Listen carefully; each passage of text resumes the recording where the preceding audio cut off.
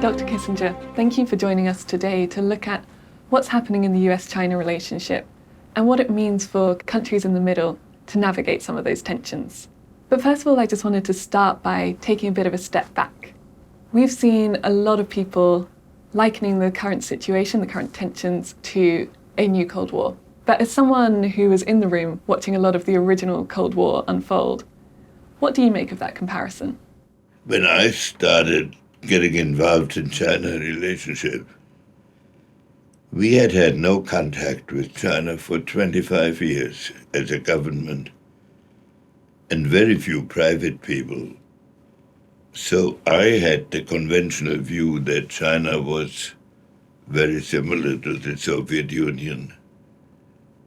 And one of my experiences in dealing with China now over more than 50 years is that they represent a distinct culture, has great continuity and survival ability. So in the process, I had to adjust my own thinking. At first, we thought of China as a balancing element against the Soviet Union. Now we find ourselves in a world where Russia and the Soviet and China, close allies publicly anyway. So that's a new situation. When we started relations with China, the Chinese economy was that of a developing country. Now it is considered, and it is to a considerable extent, a direct competitor of the United States, even in the commercial field. So these are all new realities. When you look at China in the world today, what exactly do you think it's trying to achieve? You've spoken extensively about the importance of a state having a grand strategy. Is that something you think Beijing has, or is it a little bit less clear-cut? We're seeing in China the application of a combination of traditional Confucian thinking overlaid with a communist interpretation of how to govern inside the country. I don't believe that China has a missionary sense of spreading communist culture or communist convictions. But it does, on the basis of its Confucian thinking, believe at least two things. One, that as Chinese nationals, they have a duty to develop the capacity of their country to its utmost. And secondly, that it is the duty of their foreign policy to obtain the recognition of that fact and to insist on China being treated with respect as they define respect.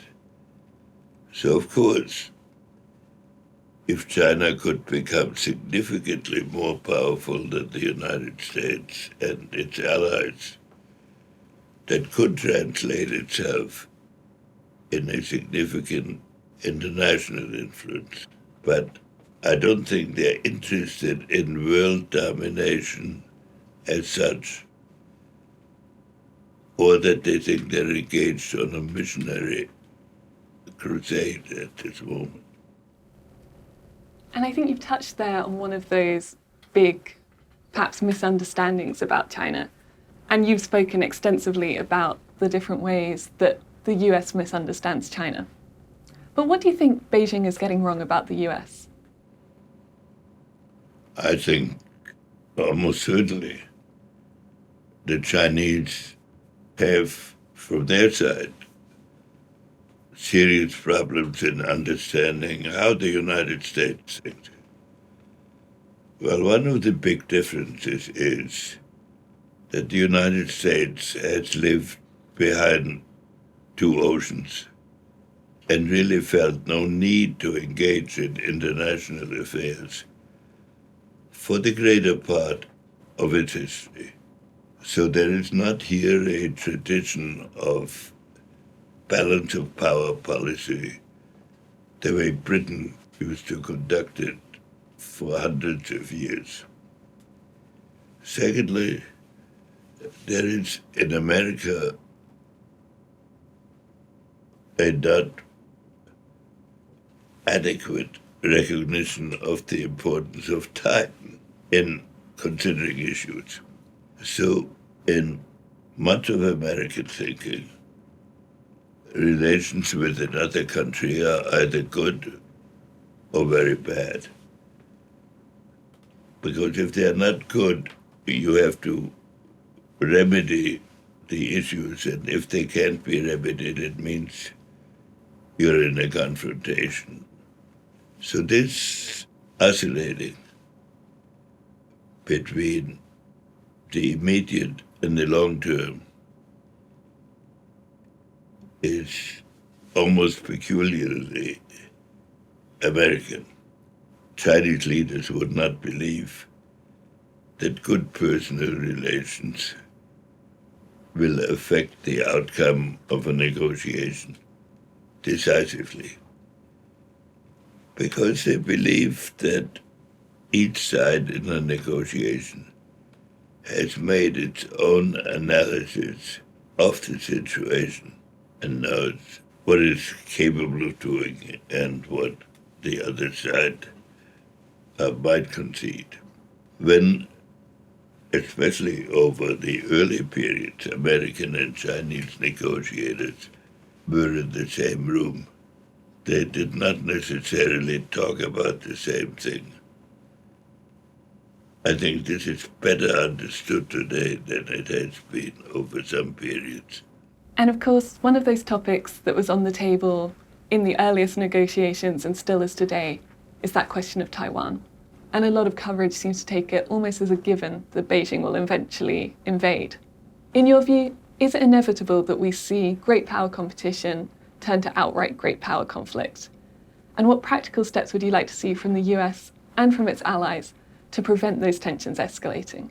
The situation, almost from the beginning of resumption of relations, has been this, that the United States accepted the principle of one China,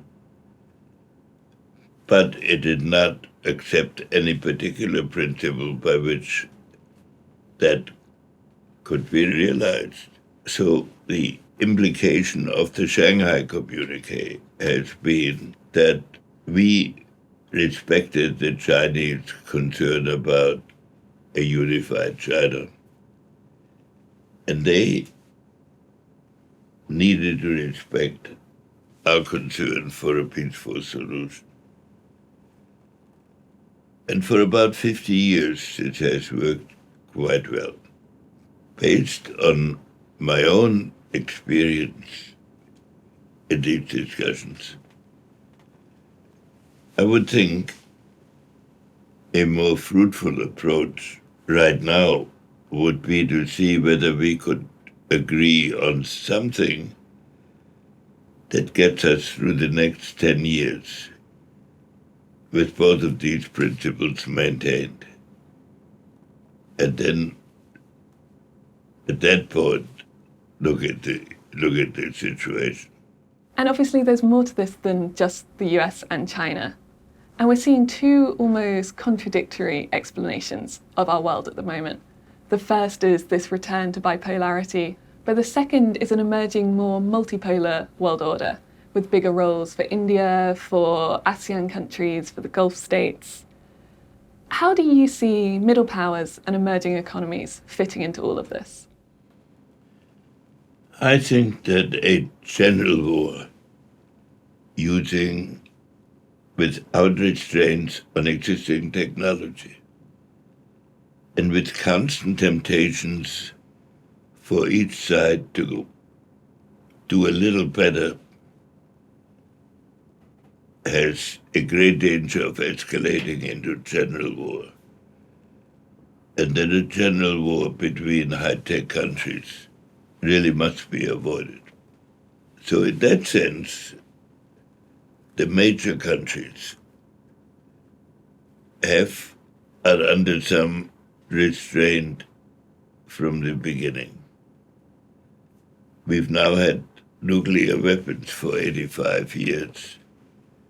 And while people made threats now and then, they've never actually been used. And that's a challenge for us here, again, except that artificial intelligence is not like nuclear weapons. Nuclear weapons you could count, and you could limit their throw weight on the total numbers. Artificial intelligence really operates intangibly and on things that haven't been invented yet, that you have to make part of the negotiation. So we're seeing a lot of unprecedented, distinctly 21st century challenges at the moment. Chief among them, of course, as you mentioned, is AI. But we're also seeing a lot more that's reminiscent of the 20th century, whether that's war in Europe or the re-emergence of a lot of non-aligned thinking in many parts of the world. As someone who's been through a century of their own, what are the biggest shifts you've had to make in the way that you understand global politics? Well, in the 19th and 20th century, until nuclear weapons at least, the politics or the international policy of some countries was geared towards a balance of power.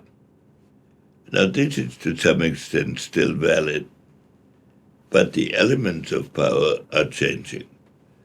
Because the essence of artificial intelligence, which is not sufficiently understood yet, is not that you invent something new that you recognize, but that a new way of thinking is emerging. And therefore, you don't know how this new way of thinking, in what direction it will move. In the last great change in human intelligence, the mankind learned to explain itself by hypotheses, by tests, and it was measurable. This is not measurable because it's intangible. But on the other hand, it needs to be restrained in some fashion because it can, and it will enter many fields, medicine, biology,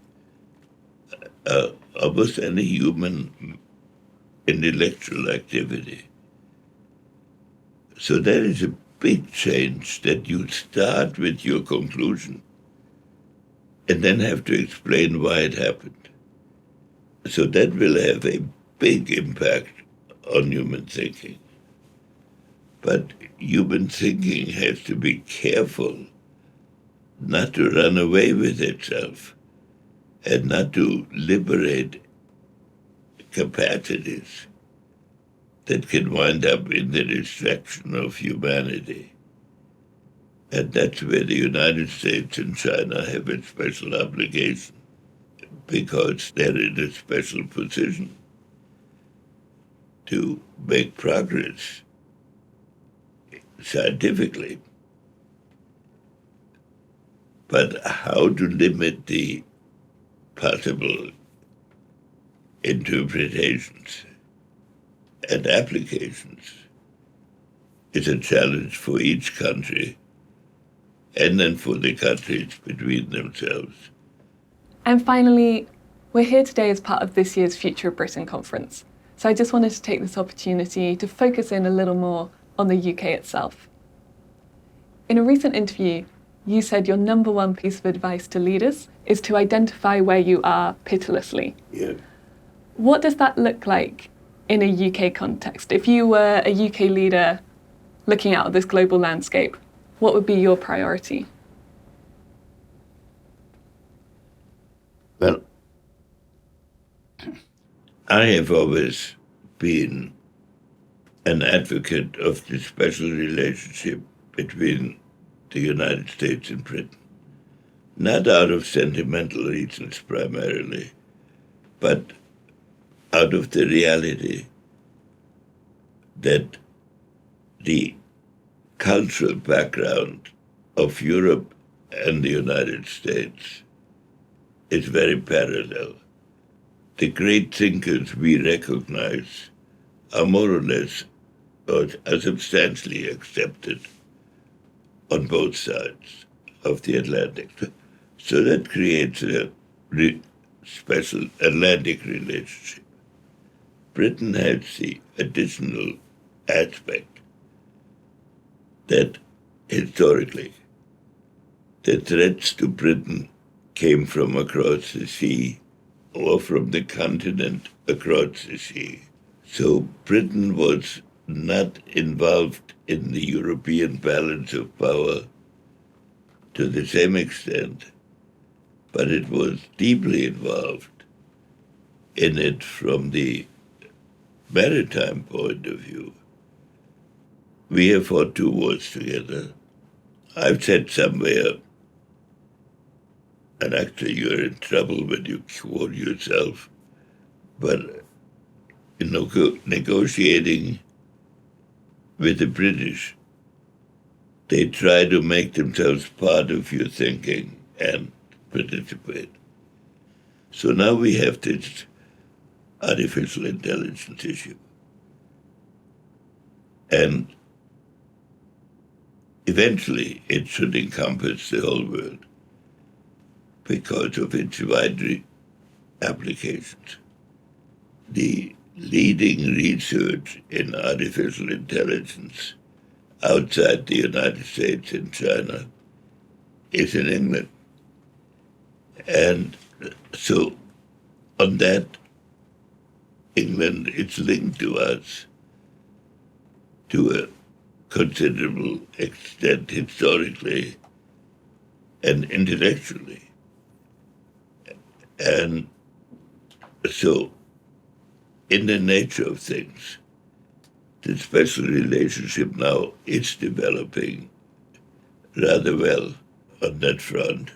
Eventually, China has to be brought into it because we don't want 2 cultures developing in the world in which the mere fact that they're so different creates tensions and possibilities of misunderstanding. So that's our great challenge in this period. Thank you, Dr. Kissinger. Our time is about up, but I think you've given us all a lot to think about. On behalf of TBI, My Life, My Say, and everyone back in the room in London, thank you for your time today. Thank you, Dr. Kissinger.